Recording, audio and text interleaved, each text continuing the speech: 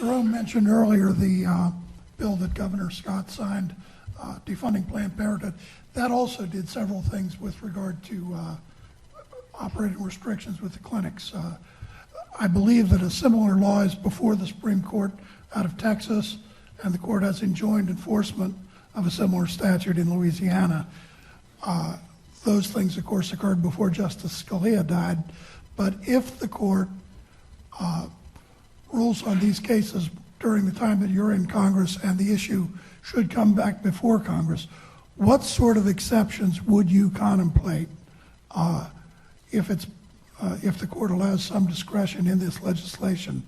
What exceptions to permit abortion would you countenance?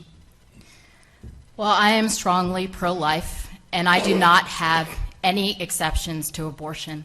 I think there is never an instance when an innocent baby's life should be taken. And when we're dealing with cases such as rape or incest, a horrific crime has been committed against a woman. And the person who committed that crime must be prosecuted to the full extent of the law and punished. But we cannot allow an innocent baby's life to be taken to pay for the crimes of another. And when we're talking about the life of the mother, that is less than 1% of the abortions that are performed every year. And I believe that it is a doctor's duty to protect the lives of the mother and the child. And a doctor should never do anything to intentionally harm the life of an innocent child.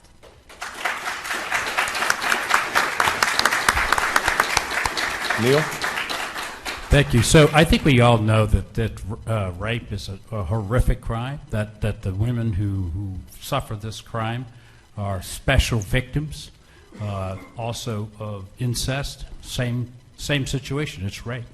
I do think that there's room in our laws to recognize some special cases where the mother's life is at stake, truly at stake, and in cases of rape and incest. Otherwise, I see no exceptions. And I agree, it's a very small percentage, 1%. Thank God, it's a small percentage. Jeff? I think it's easy to say that we'll all agree on that. I think these are the same points off probably each one of our websites. This is what we agree. I know Ken will say the same thing. He's very passionate about that. But again, we need to look at this differently. What are we going to do? It's one thing to just say that we're not going to allow abortions. What are we going to do for these victims? We need to make sure that we have assistance for some adoptions and what happens to these children after they are born. We need to take care of them after they're born, not just be satisfied that we didn't kill them in the womb. And how are we going to do that? Well, again, I hate to keep going back and repeating these things, but there's so many things we want to do, but if we don't repair our economy and do what we need to do, we can't help these victims. But let's help the victims, and everyone up here is opposed to this without exception. I've stood on that. I will always stand on that. Ken?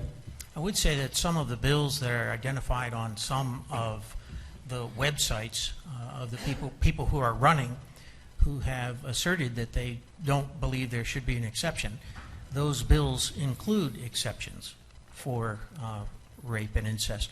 I disagree with that. I think we have to be loving and understand that it's a very serious, very deeply difficult situation. But because I believe life begins at conception, I can't in good conscience agree to say that those who are, that the method by which someone conceived is a justification for killing the baby. And so I can't agree with that. I do think if the life of the mother is in jeopardy, that's a legitimate exception, and it has to be clear that that is indeed the case, so that it can't be abused. But if the life of the mother is in question, that's the only reasonable and justifiable, in my mind, exception.